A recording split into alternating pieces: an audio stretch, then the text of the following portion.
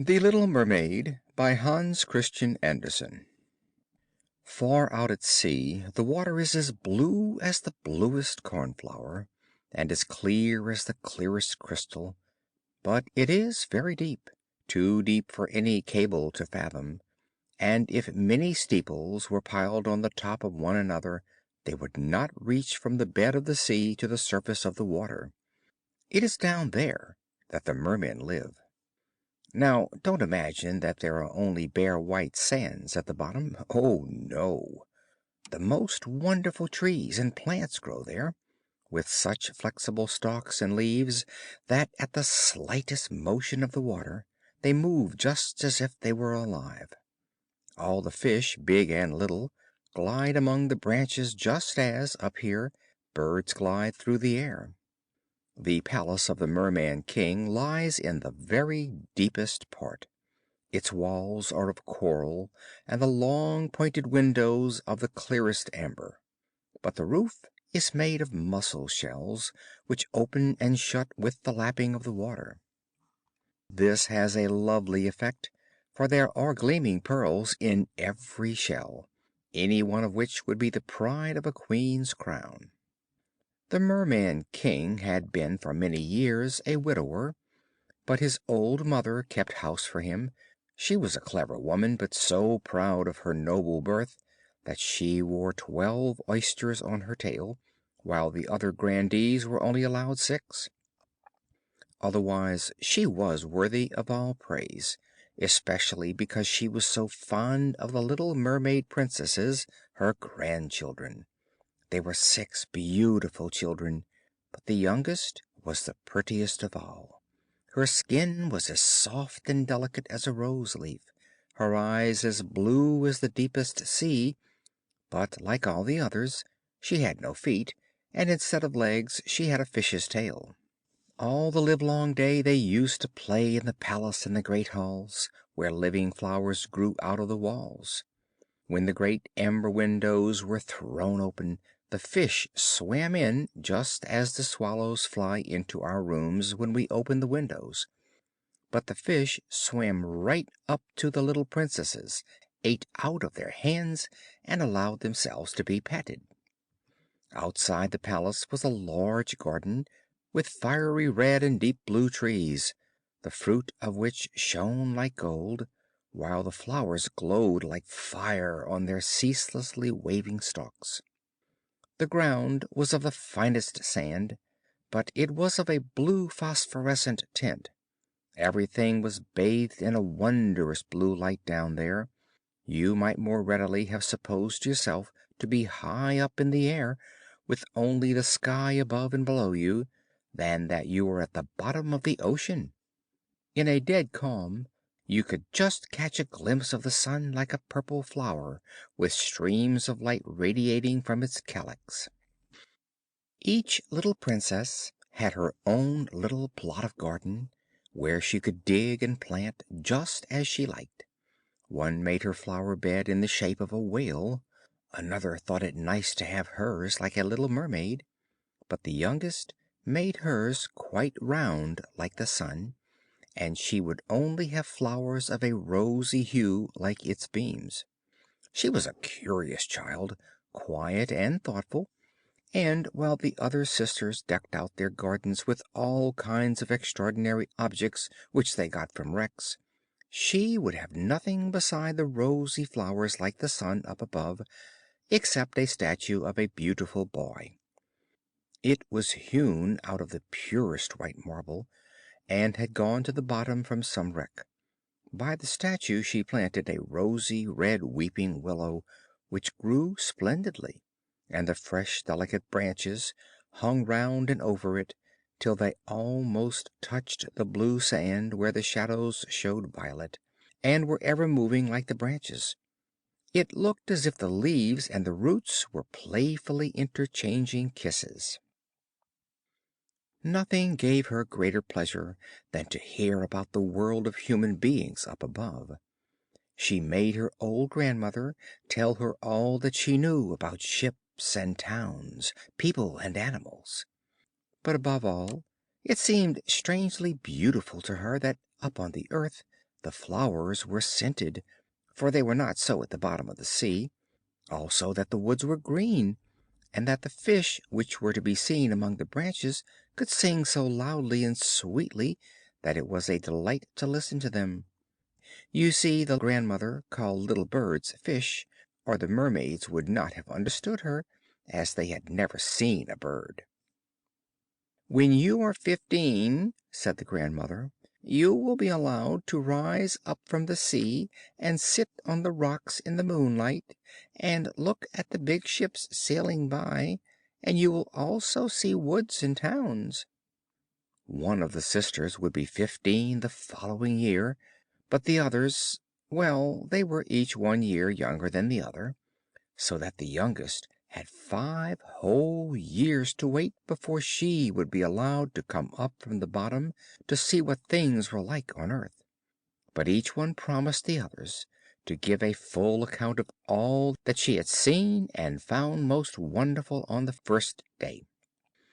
Their grandmother could never tell them enough, for there were so many things about which they wanted information. None of them was so full of longings as the youngest, the very one who had the longest time to wait, and who was so quiet and dreamy. Many a night she stood by the open windows and looked up through the dark blue water which the fish were lashing with their tails and fins. She could see the moon and the stars. It is true their light was pale, but they looked much bigger through the water than they do to our eyes. When she saw a dark shadow glide between her and them, she knew that it was either a whale swimming above her, or else a ship laden with human beings.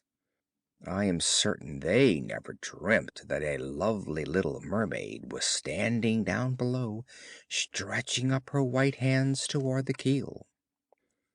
The eldest princess had now reached her 15th birthday, and was to venture above the water.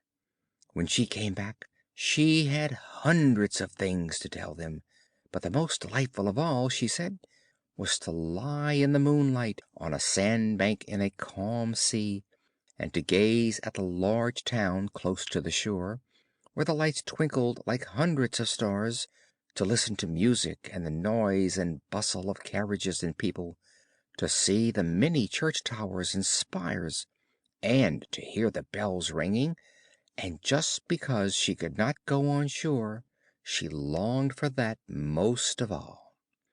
Oh, how eagerly the youngest sister listened!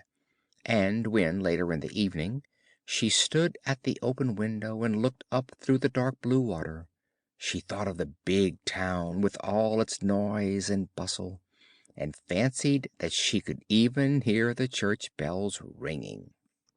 The year after, the second sister was allowed to mount up through the water and swim about wherever she liked. The sun was just going down when she reached the surface, the most beautiful sight she thought that she had ever seen. The whole sky had looked like gold, she said, and as for the clouds, well, their beauty was beyond description. They floated in red and violet splendor over her head, and, far faster than they went, a flock of wild swans flew like a long white veil over the water toward the setting sun. She swam toward it, but it sank, and all the rosy light on clouds and water faded away. The year after that, the third sister went up, and being much the most venturesome of them all, swam up a broad river which ran into the sea. She saw beautiful green vine clad hills, palaces and country seats peeping through splendid woods. She heard the birds singing, and the sun was so hot that she was often obliged to dive to cool her burning face. In a tiny bay she found a troop of little children running about naked and paddling in the water. She wanted to play with them, but they were frightened and ran away. Then a little black animal came up. It was a dog, but she had never seen one before. It barked so furiously at her that she was frightened and made for the open sea. She could never forget the beautiful woods, the green hills, and the lovely children who could swim in the water although they had no fishes' tails. The fourth sister was not so brave. She stayed in the remotest part of the ocean, and, according to her account, that was the most beautiful spot. You could see for miles and miles around you, and the sky above was like a great glass dome. She had seen ships, but only far away, so that they looked like seagulls. There were grotesque dolphins turning somersaults, and gigantic whales squirting water through their nostrils like hundreds of fountains on every side. Now the fifth sister's turn came. Her birthday fell in the winter, so that she saw sights that the others had not seen on their trips. The sea looked quite green, and large icebergs were floating about, each one of which looked like a pearl, she said, but was much bigger than the church towers built by men. They took the most wonderful shapes, and sparkled like diamonds. She had seated herself on one of the largest, and all the passing ships sheered off in alarm when they saw her sitting there with her long hair streaming loose in the wind. In the evening the sky became overcast with dark clouds. It thundered and lightened, and the huge icebergs, glittering in the bright lightning, were lifted high into the air by the black waves. All the ships shortened sail, and there was fear and trembling on every side. But she sat quietly on her floating iceberg, watching the blue lightning flash in zigzags down onto the shining sea. The first time any of the sisters rose above the water, she was delighted by the novelties and beauties she saw, but once grown up and at liberty to go where she liked, she became indifferent, and longed for her home. In the course of a month or so they all said that after all their own home in the deep was best, it was so cozy there. Many an evening the five sisters, interlacing their arms, would rise above the water together. They had lovely voices, much clearer than any mortal, and when a storm was rising and they expected ships to be wrecked, they would sing in the most seductive strains of the wonders of the deep, bidding the seafarers have no fear of them. But the sailors could not understand the words. They thought it was the voice of the storm, nor could it be theirs to see this Elysium of the deep, for when the ship sank they were drowned, and only reached the merman's palace in death. When the elder sisters rose up in this manner, arm in arm, in the evening, the youngest remained behind quite alone, looking after them as if she must weep. But mermaids have no tears, and so they suffer all the more. "Oh, if I were only 15!" she said. "I know how fond I shall be of the world above, and of the mortals who dwell there." At last her 15th birthday came. "Now we shall have you off our hands," said her grandmother, the old Queen Dowager. "Come now, let me adorn you like your other sisters." And she put a wreath of white lilies round her hair, but every petal of the flowers was half a pearl. Then the old Queen had 8 oysters fixed on to the Princess's tail to show her high rank. "But it hurts so," said the little mermaid. "You must endure the pain for the sake of the finery," said her grandmother. But oh, how gladly would she have shaken off all this splendor, and laid aside the heavy wreath. Her red flowers in her garden suited her much better, but she did not dare to make any alteration. "Good bye," she said, and mounted as lightly and airily as a bubble through the water. The sun had just set when her head rose above the water, but the clouds were still lighted up with a rosy and golden splendor, and the evening star sparkled in the soft pink sky. The air was mild and fresh, and the sea as calm as a mill pond.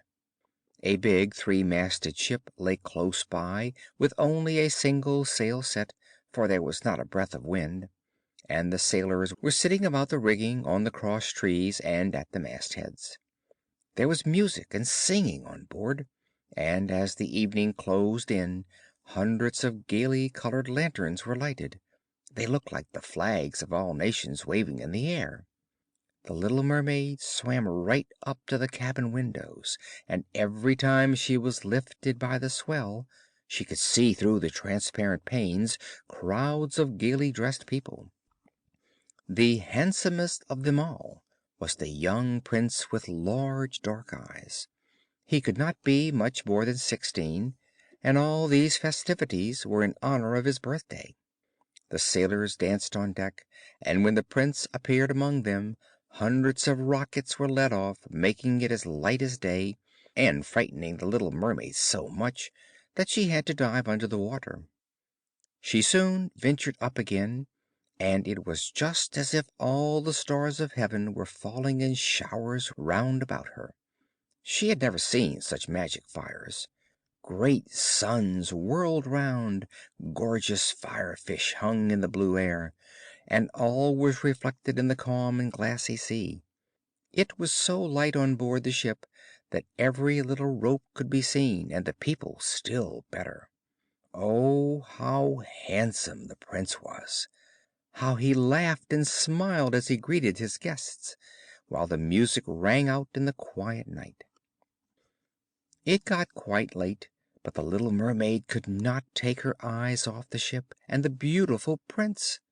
The colored lanterns were put out, no more rockets were sent up, and the cannon had ceased its thunder.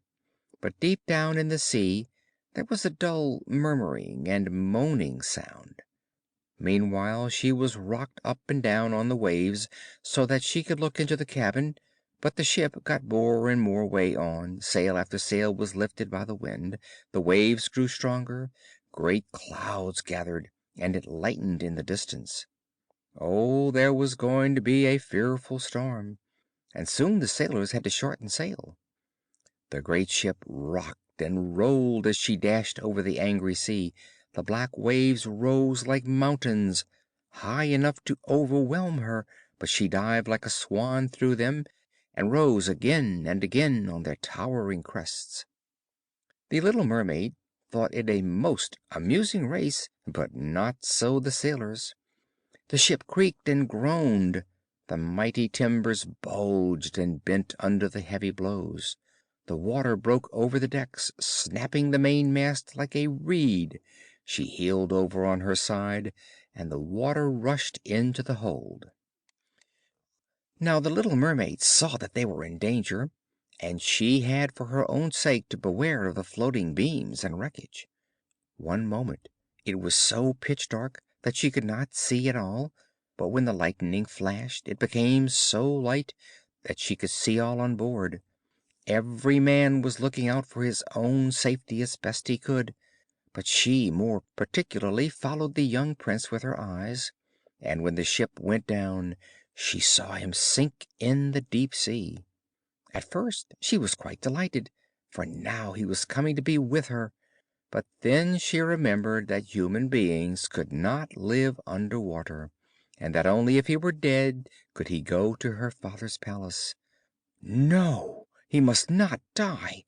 So she swam toward him all among the drifting beams and planks, quite forgetting that they might crush her. She dived deep down under the water and came up again through the waves, and at last reached the young prince just as he was becoming unable to swim any further in the stormy sea. His limbs were numbed, his beautiful eyes were closing, and he must have died if the little mermaid had not come to the rescue. She held his head above the water and let the waves drive them whithersoever they would. By daybreak all the storm was over. Of the ship not a trace was to be seen. The sun rose from the water in radiant brilliance, and his rosy beams seemed to cast a glow of life into the prince's cheeks, but his eyes remained closed. The mermaid kissed his fair and lofty brow, and stroked back the dripping hair. It seemed to her that he was like the marble statue in her little garden. She kissed him again, and longed that he might live. At last she saw dry land before her, high blue mountains on whose summits the white snow glistened as if a flock of swans had settled there, Down by the shore were beautiful green woods, and in the foreground a church or temple, she did not quite know which, but it was a building of some sort. Lemon and orange trees grew in the garden, and lofty palms stood by the gate. At this point the sea formed a little bay where the water was quite calm but very deep, right up to the cliffs. At their foot was a strip of fine white sand, to which she swam with the beautiful prince, and laid him down on it, taking great care that his head should rest high up in the warm sunshine. The bells now began to ring in the great white building, and a number of young maidens came into the garden. Then the little mermaid swam further off behind some high rocks, and covered her hair and breast with foam, so that no one should see her face, and then she watched to see who would discover the poor prince. It was not long before one of the maidens came up to him.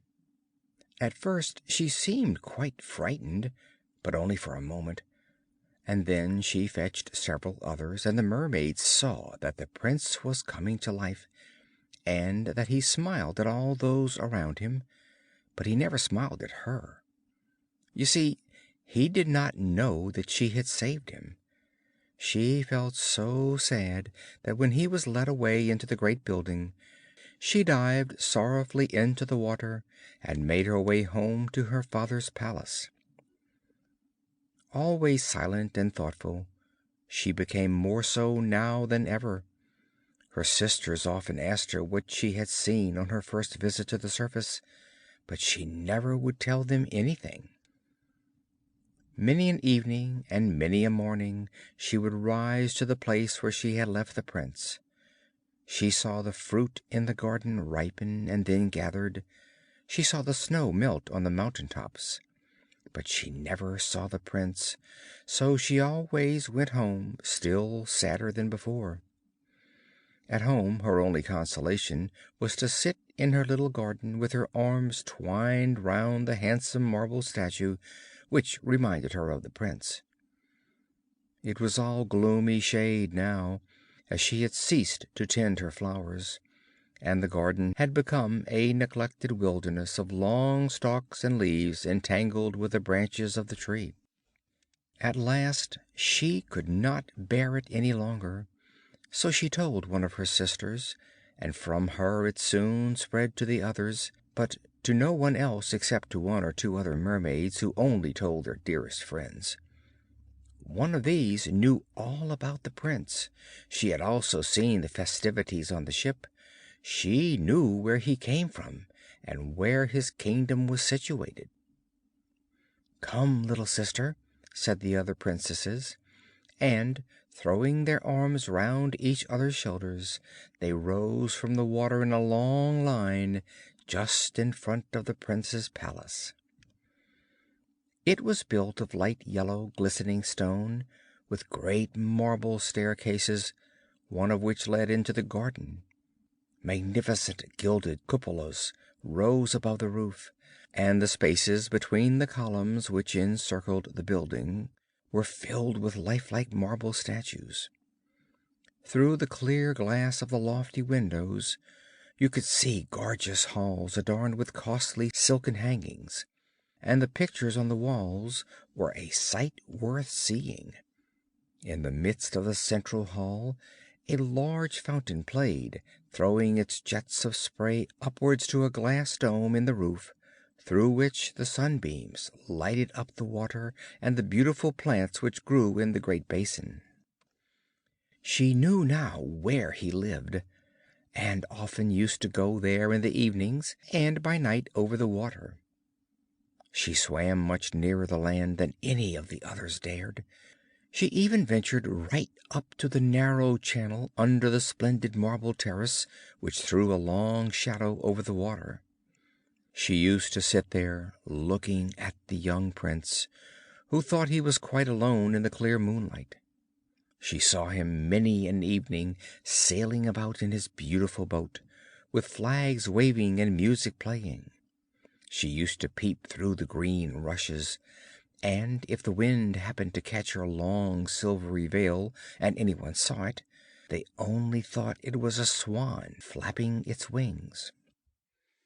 Many a night she heard the fishermen, who were fishing by torchlight, talking over the good deeds of the young prince, and she was happy to think that she had saved his life when he was drifting about on the waves, half dead, and she could not forget how closely his head had pressed her breast, and how passionately she had kissed him. But he knew nothing of all this, and never saw her even in his dreams. She became fonder and fonder of mankind, and longed more and more to be able to live among them. Their world seemed so infinitely bigger than hers. With their ships they could scour the ocean, they could ascend the mountains high above the clouds, and their wooded, grass-grown lands extended further than her eye could reach. There was so much that she wanted to know, but her sisters could not give an answer to all her questions, so she asked her old grandmother, who knew the upper world well, and rightly called it the country above the sea. "If men are not drowned," asked the little mermaid, "do they live forever? Do they not die as we do down here in the sea?" "Yes," said the old lady, "they have to die too, and their lifetime is even shorter than ours. We may live here for 300 years, but when we cease to exist, we become mere foam on the water, and do not have so much as a grave among our dear ones. We have no immortal souls. We have no future life. We are just like the green seaweed, which, once cut down, can never revive again. Men, on the other hand, have a soul which lives forever, lives after the body has become dust. It rises through the clear air, up to the shining stars, just as we rise from the water to see the land of mortals. So they rise up to unknown beautiful regions which we shall never see." "Why do we have no immortal souls?" asked the little mermaid sadly. "I would give all my 300 years to be a human being for one day, and afterwards to have a share in the heavenly kingdom." "You must not be thinking about that," said the grandmother. "We are much better off and happier than human beings." "Then I shall have to die and to float as foam on the water, and never hear the music of the waves, or see the beautiful flowers, or the red sun? Is there nothing I can do to gain an immortal soul?" "No," said the grandmother. "Only if a human being so loved you that you were more to him than father or mother, if all his thoughts and all his love were so centered in you that he would let the priest join your hands, and would vow to be faithful to you here and to all eternity, then your body would become infused with his soul. Thus, and only thus, could you gain a share in the felicity of mankind. He would give you a soul, while yet keeping his own. But that can never happen.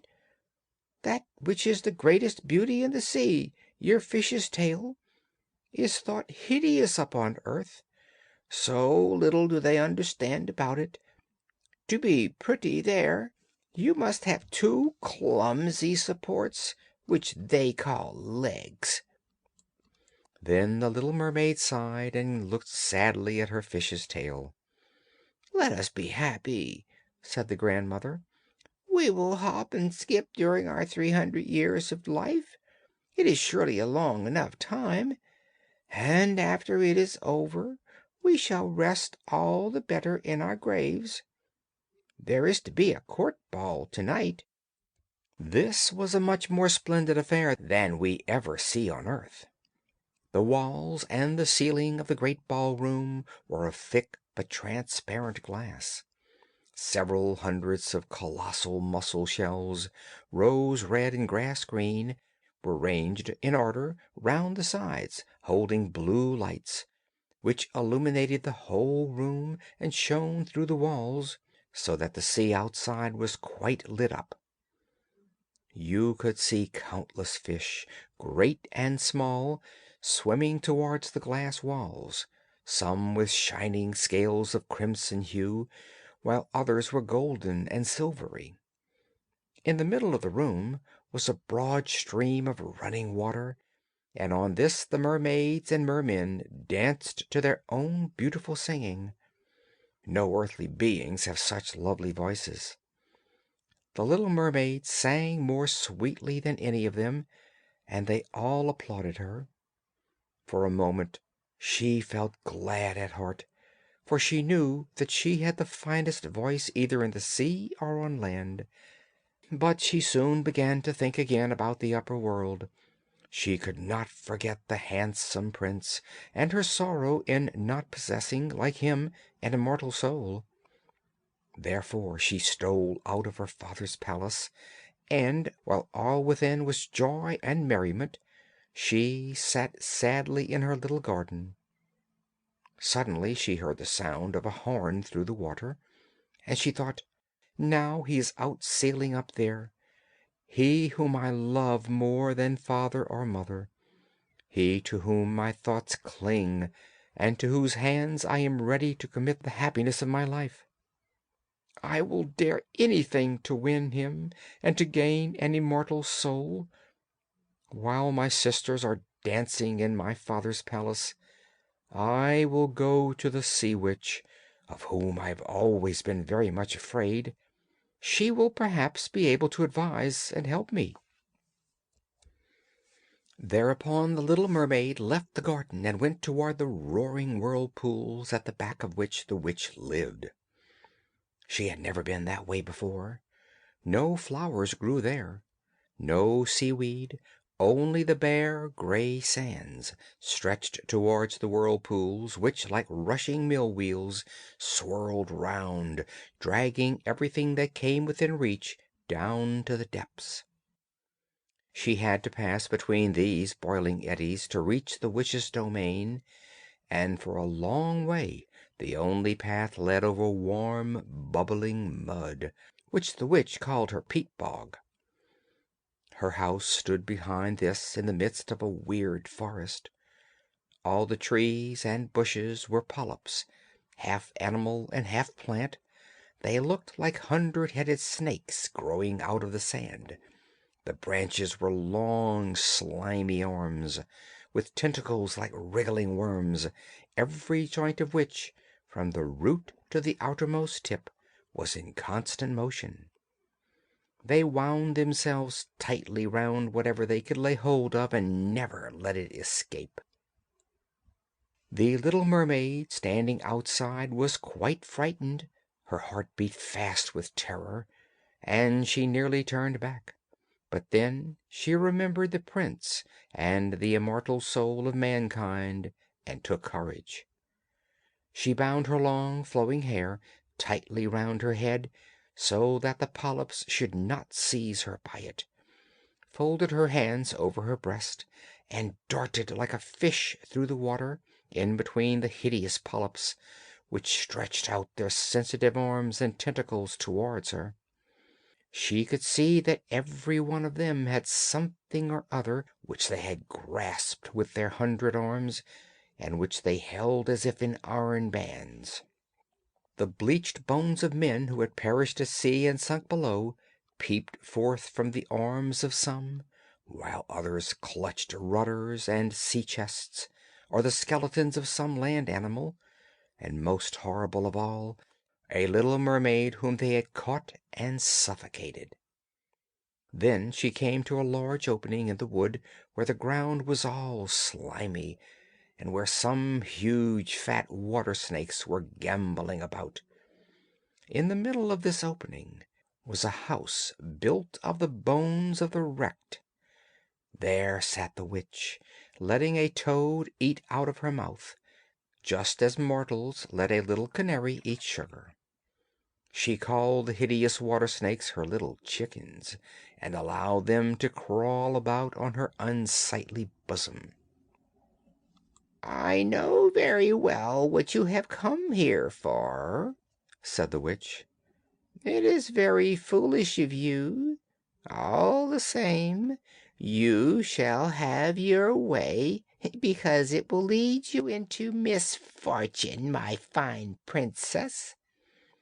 You want to get rid of your fish's tail, and instead to have two stumps to walk about like human beings, so that the young prince may fall in love with you, and that you may win him and an immortal soul.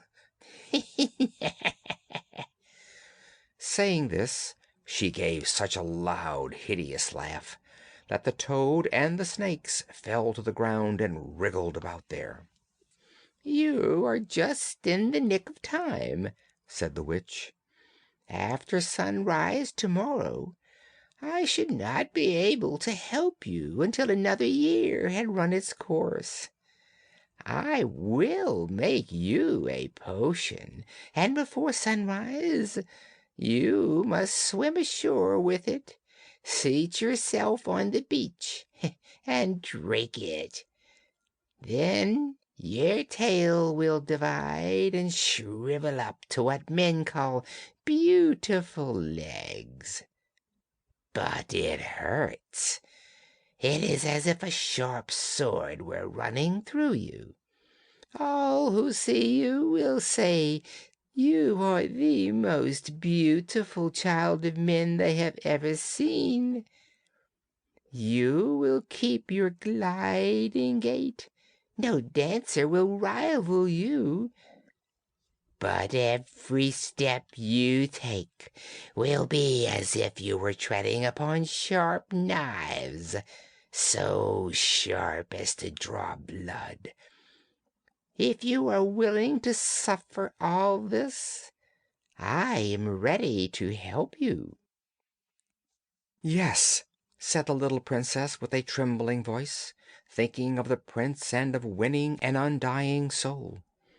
"But remember," said the witch, "when once you have received a human form, you can never be a mermaid again. You will never again be able to dive down through the water to your sisters and to your father's palace. And if you do not succeed in winning the prince's love, so that for your sake he will forget father and mother, cleave to you with his whole heart, let the priest join your hands and make you man and wife, you will gain no immortal soul. The first morning after his marriage with another, your heart will break, and you will turn into foam of the sea." "I will do it," said the little mermaid, as pale as death. "But you will have to pay me too," said the witch, "and it is no trifle that I demand.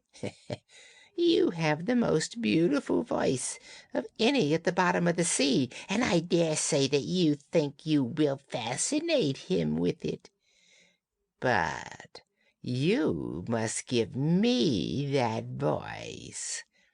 I will have the best you possess in return for my precious potion.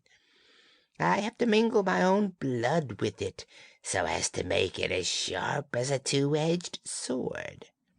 "But if you take my voice," said the little mermaid, "what have I left?" "Your beautiful form," said the witch, "your gliding gait, and your speaking eyes. With these you ought surely to be able to bewitch a human heart. Well, have you lost your courage? Put out your little tongue, and I will cut it off in payment for the powerful draught." "Let it be done," said the little mermaid, and the witch put on her cauldron to brew the magic potion. "There is nothing like cleanliness," said she, as she scoured the pot with a bundle of snakes.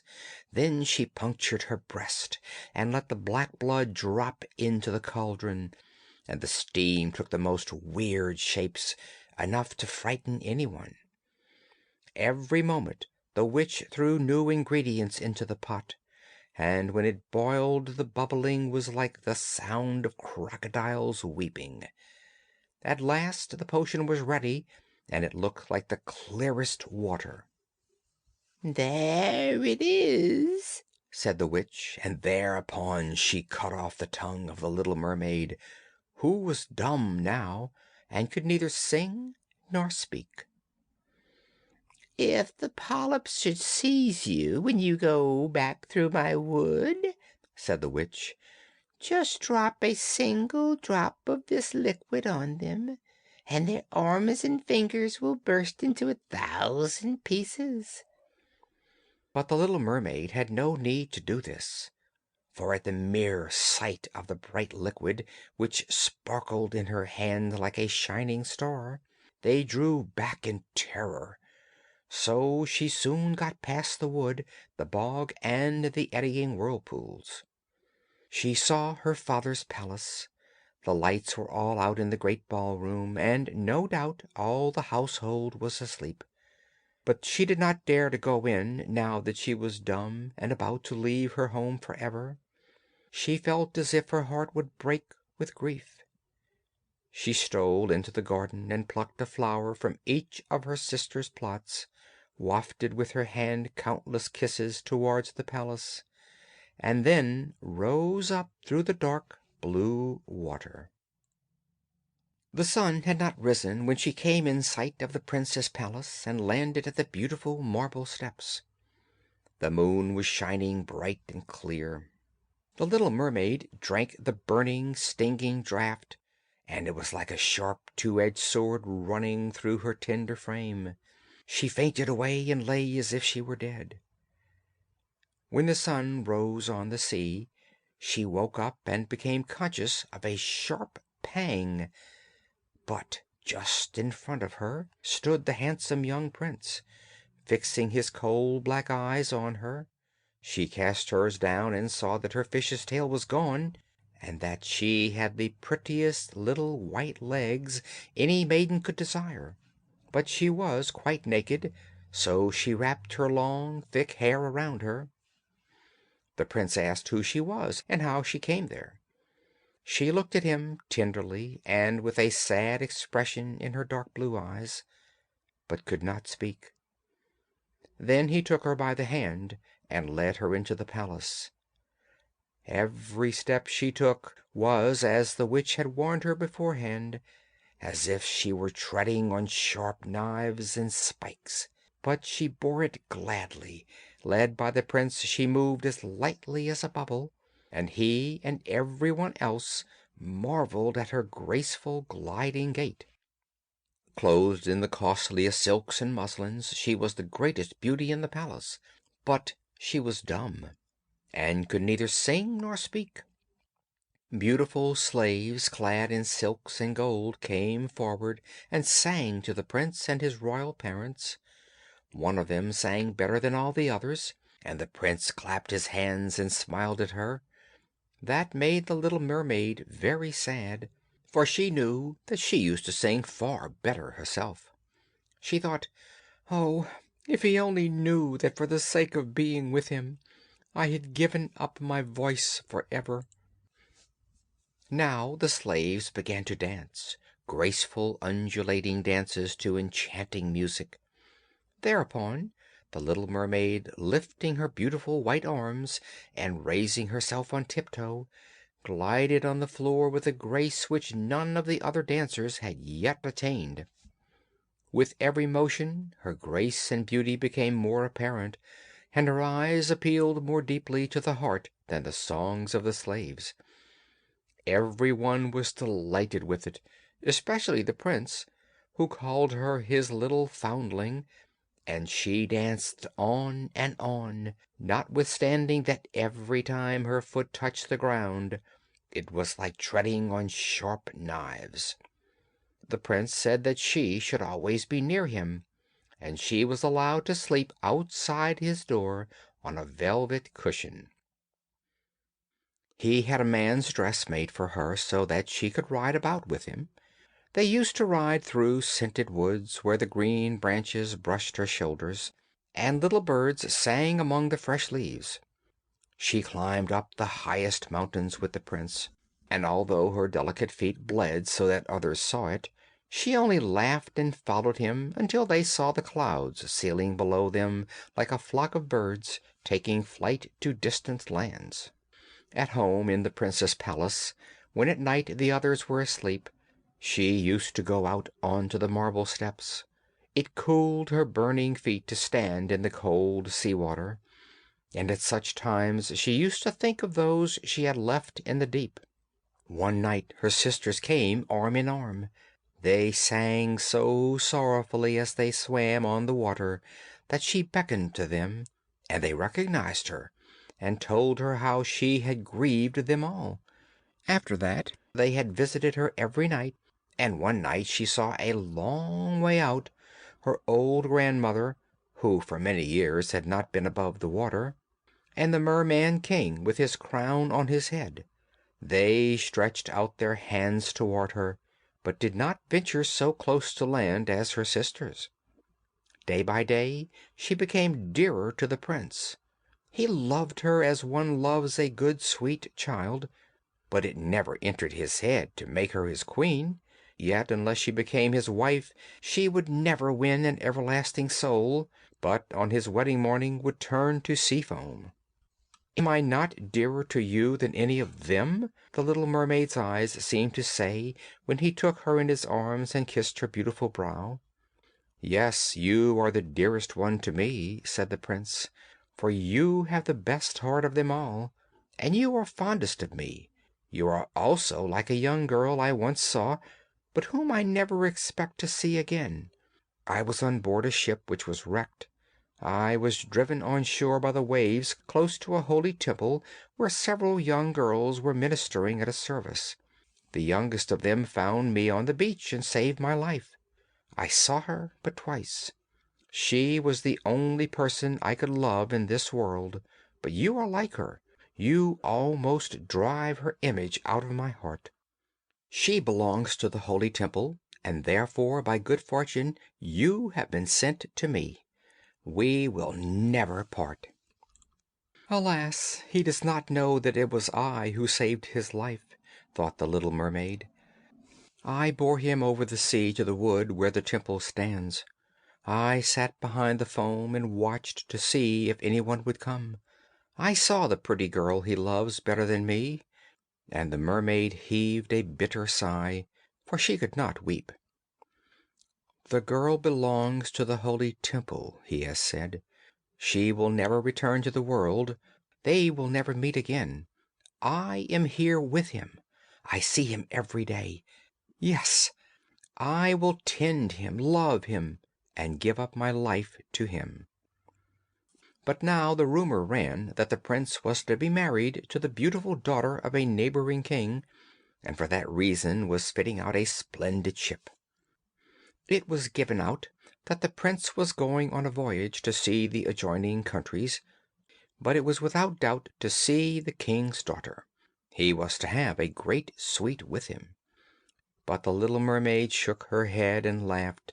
She knew the prince's intentions much better than any of the others. "I must take this voyage," he had said to her. "I must go and see the beautiful princess. My parents demand that, but they will never force me to bring her home as my bride. I can never love her. She will not be like the lovely girl in the temple whom you resemble. If ever I had to choose a bride, it would sooner be with you with your speaking eyes, my sweet dumb foundling." And he kissed her rosy mouth, played with her long hair, and laid his head upon her heart, which already dreamt of human joys and an immortal soul. "You are not frightened of the sea, I suppose, my dumb child?" he said, as they stood on the proud ship which was to carry them to the country of the neighboring king. And he told her about storms and calms, about curious fish in the deep, and the marvels seen by divers.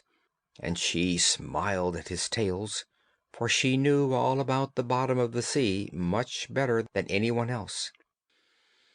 At night, in the moonlight, when all were asleep except the steersman who stood at the helm, she sat at the side of the ship, trying to pierce the clear water with her eyes, and fancied she saw her father's palace, and above it her old grandmother with her silver crown on her head, looking up through the cross currents toward the keel of the ship. Then her sisters rose above the water. They gazed sadly at her, wringing their white hands. She beckoned to them, smiled, and was about to tell them that all was going well and happily with her, when the cabin boy approached and the sisters dived down, but he supposed that the white objects he had seen were nothing but flakes of foam. The next morning the ship entered the harbor of the neighboring king's magnificent city. The church bells rang, and trumpets were sounded from every lofty tower, while the soldiers paraded with flying flags and glittering bayonets.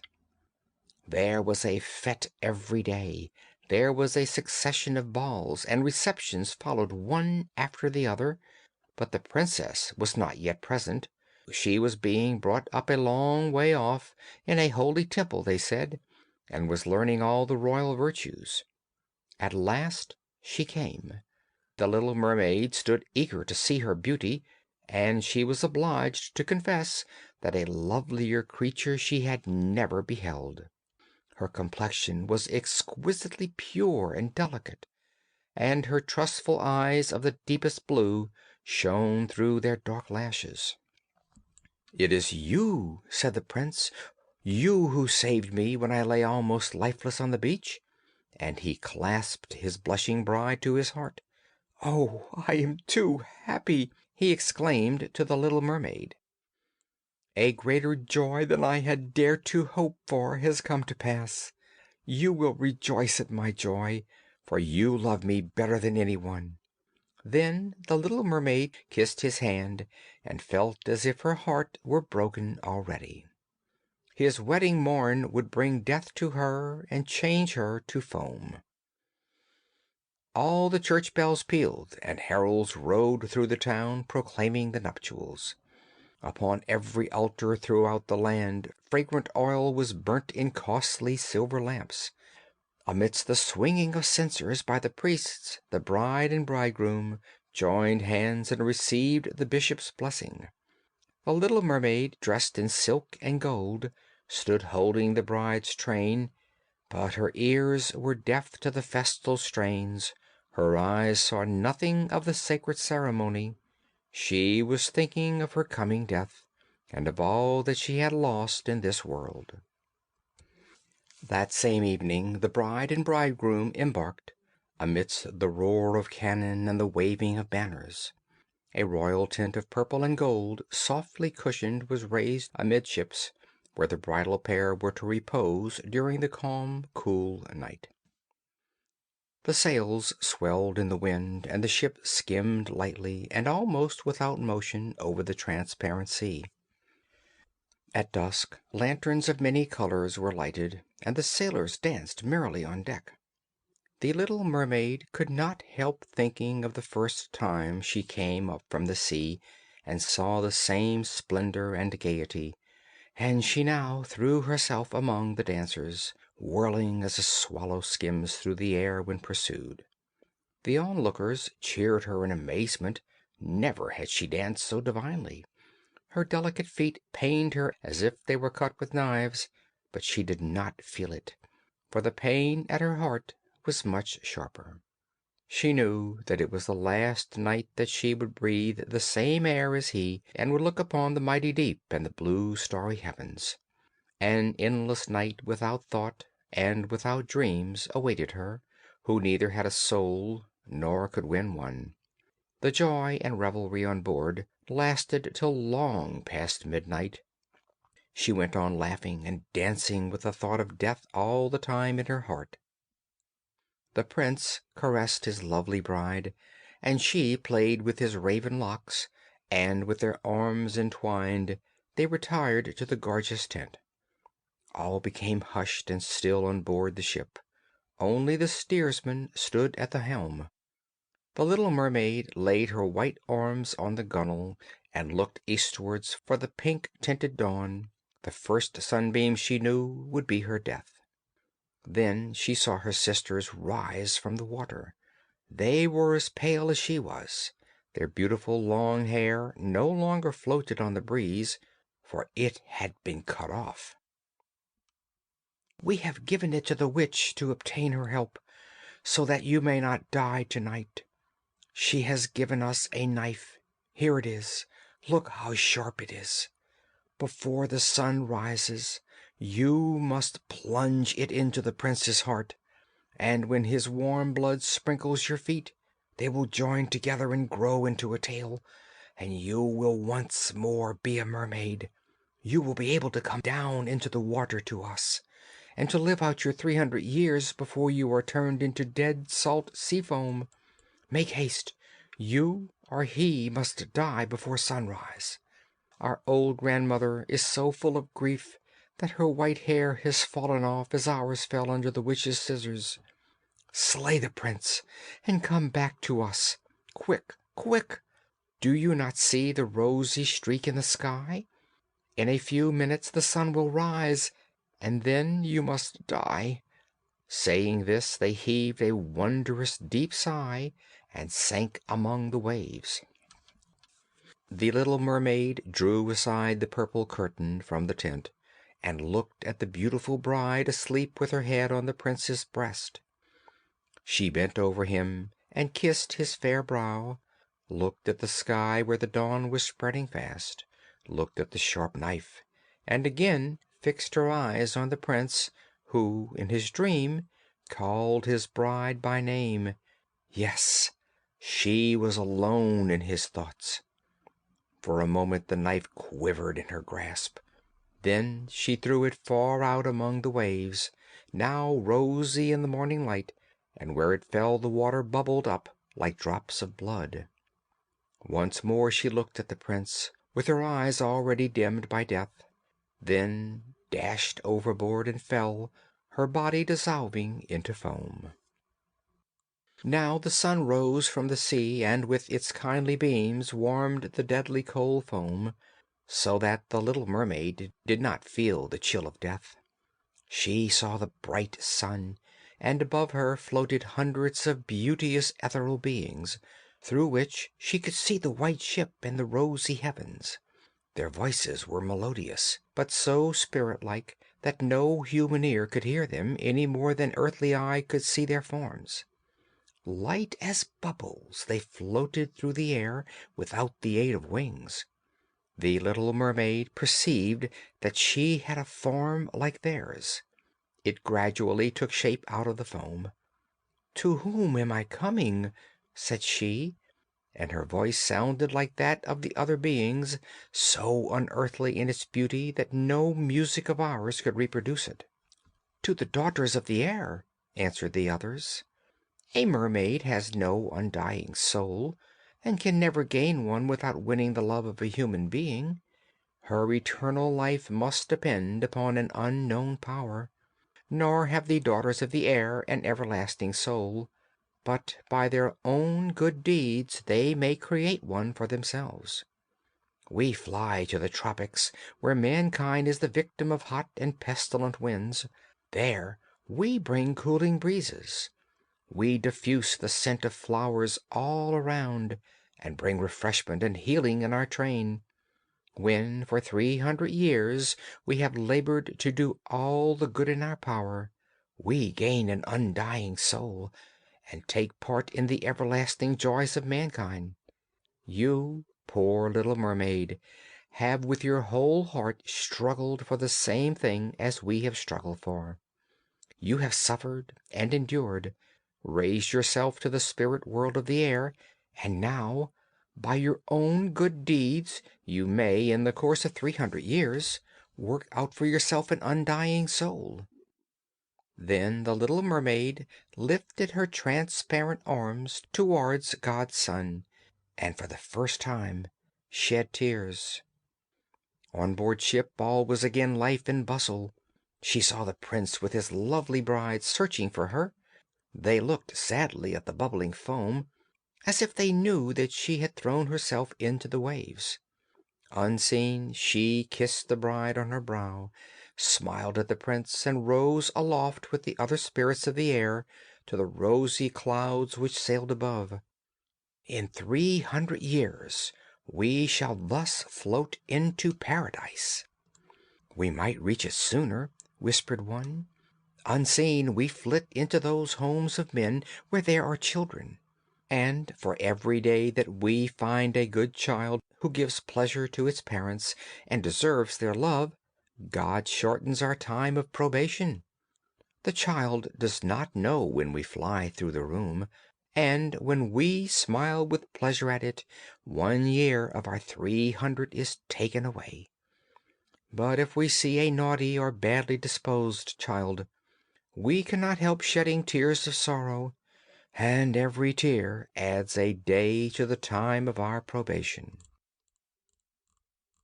End of The Little Mermaid by Hans Christian Andersen.